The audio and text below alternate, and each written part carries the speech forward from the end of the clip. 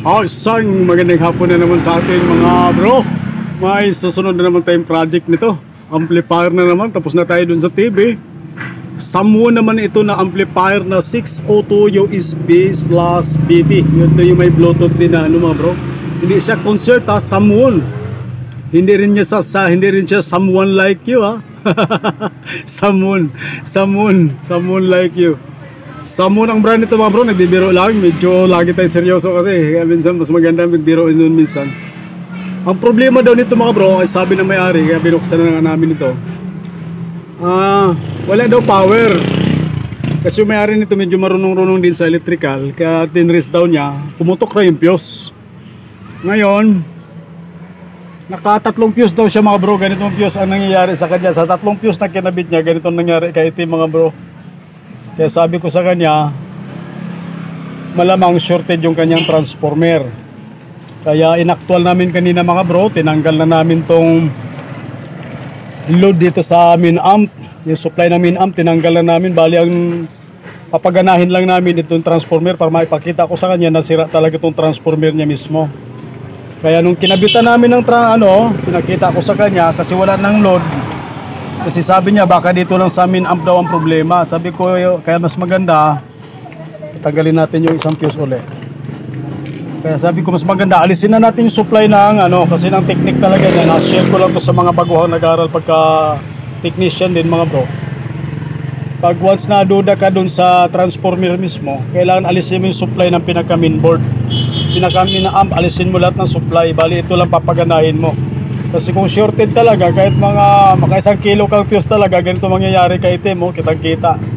Nakatatlo raw ng fuse yung may-ari.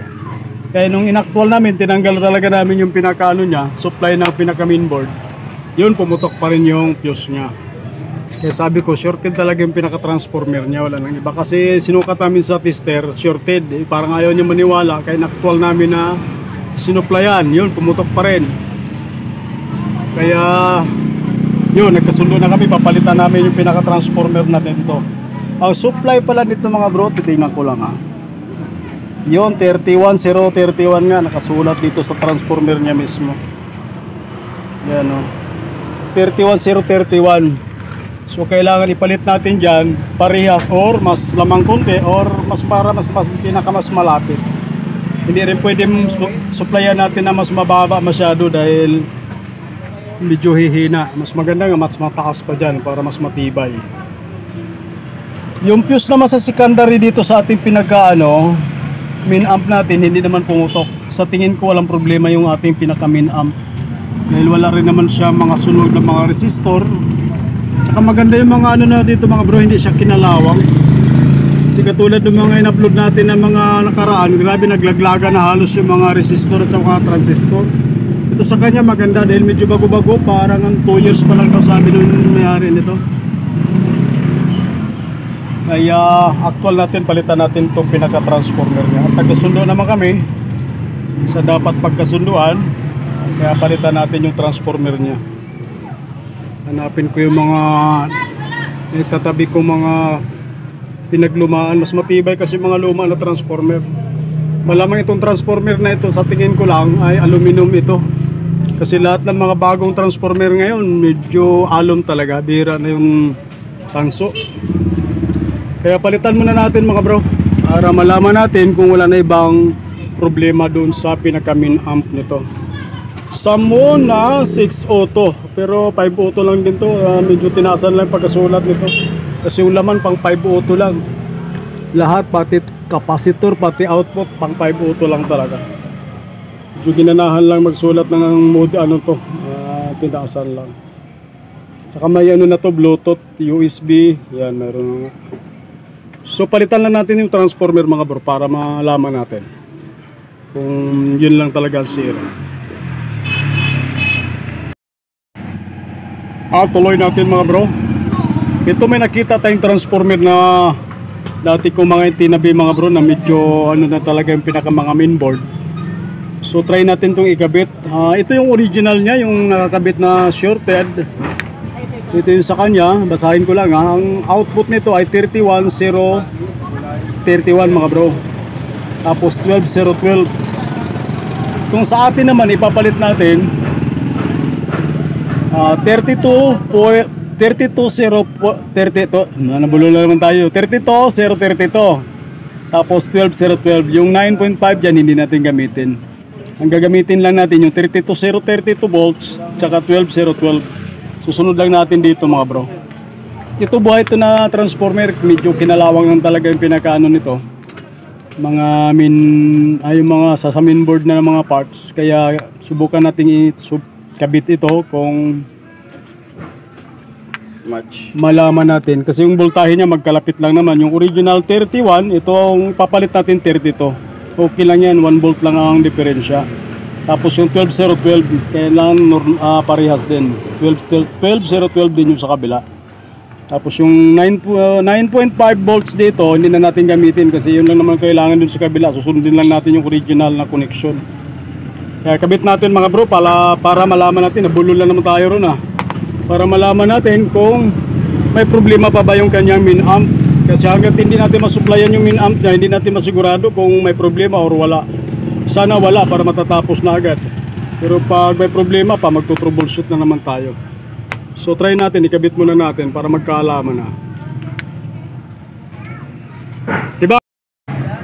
Tuloy natin mga bro, na ikabit na natin yung transformer na pinalit natin dito sa ating ginagawa na Samwo na 602. So yan, ginamit lang natin, pinutol natin yun dun sa original para yung socket niya gamitin natin para diretso dun sa ano. Kasi yung socket dun sa isa magkaiba mga bro, malalaki ang butas. Kaya ginamit natin yung sa original, dinugtong natin dito. Ganun din yung sa 12 volts, 12012. So yan, nakakabit na. Pero hindi muna natin kinabit sa amin amp mga bro. Susukatin lang natin kung tama yung 32032 na output. So yan, plug in natin. Titingnan natin yung AC nya kung tatama sa terminal mga bro Yun, siniksik ko yan mga bro para mabasa natin yung output nya. Power on tayo. Wala pang indicator yan mga bro. Yan, 31.4.5 yun. Okay na yan mga bro, kasi nakasulat ng 32. Pero sa actual na sa tester na 31.4, minsan 0.5. Pero okay na yan mga bro. Halos parehas lang sa kanyang original.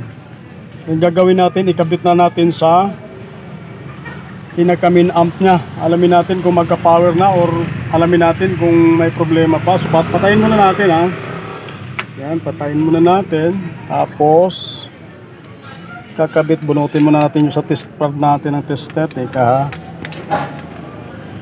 matigas pala ito pagkasiksik ko. Yun, medyo lalong gumalaw yung ating tester, makakahilo tuloy. So dito yung supply nya, kakabit natin. Tapos yung 12012 dito naman.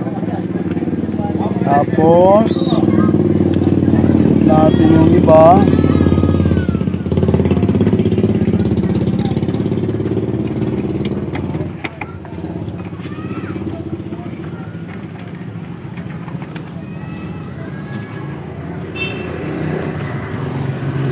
Lang ayusin lang natin mga bro.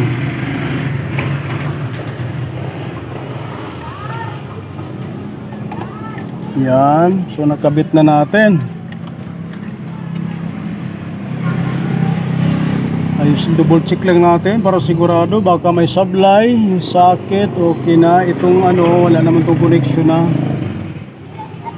Kasi sa to, yung 9 volts, mayroon na ang supply lang kailangan nito, yung 12012 at saka yung 31031. Yan, nakakabit na maayos. So power on natin, titingnan natin. Power on ko na. Ayun, nagka-power na mga bro. Tsaka narinig ko na rin pumitik yung relay.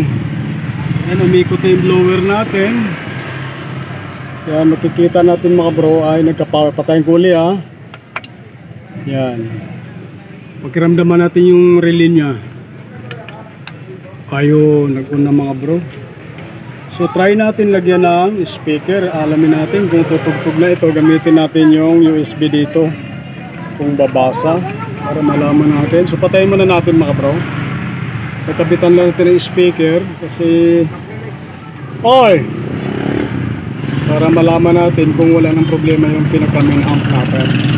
So at least nakita natin ay may power indicator na siya. So patayin muna natin. Kabitan ko lang ng speaker mga bro. Sana wala nang problema yung main amp para matapos na agad kasi medyo hapon na. Galing kasi tayo ng Raon mga bro, namili tayo ng parts doon sa 737. Tuloy natin mga bro. Kabitan muna natin ng tweeter, alamin natin kung maganda yung tugtog, tapos lagyan natin siya ng USB dito mismo sa kanyang player na USB mga bro. So power on tayo para kung maganda na yung tunog, saka natin kabitan ng malaking speaker. Yan. So volume tayo. Ayun, tumunog na mga bro. So walang problema yung main amp natin, pero try natin ilipat. Ano bang channel yan? Left. Yun, maganda na yung tunog niya, matining na mga bro kasi tweeter lang. Wala.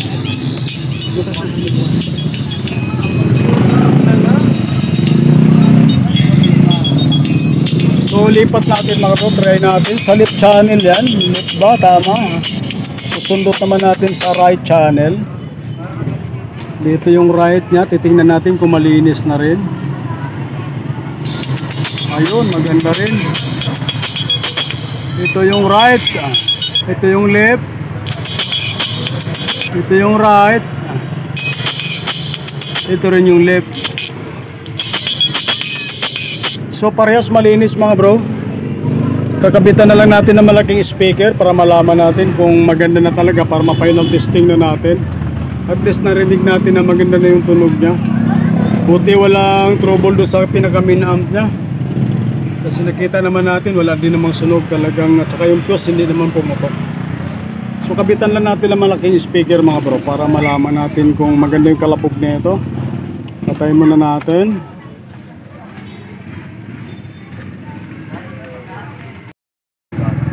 So ito mga bro, nakabitan na natin siya ng malaking speaker. Ito yung kanyang original na transformer mga bro na pinalitan na natin. So power on tayo. Gamit yung ating mahiwagang tugtog mga bro na walang katapusan. So volume tayo.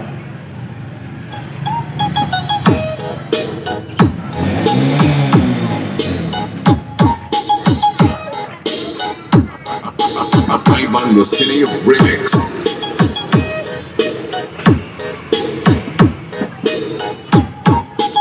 This is Team Turbo.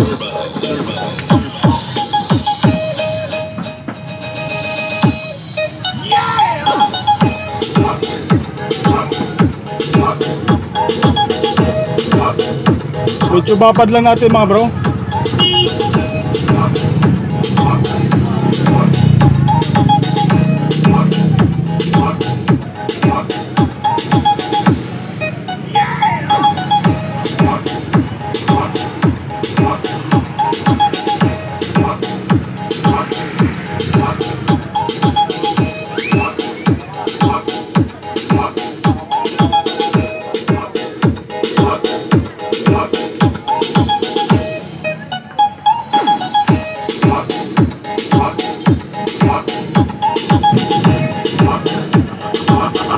The City of Remix.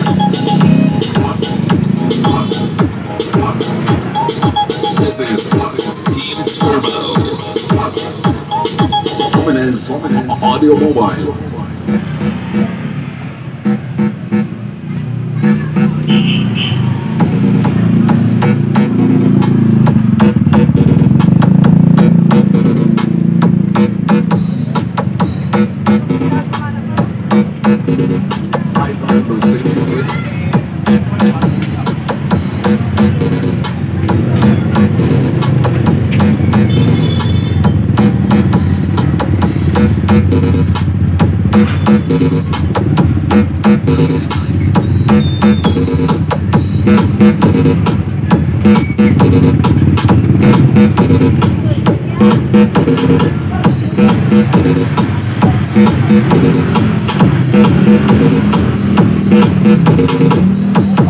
Ivan Lucini Remix.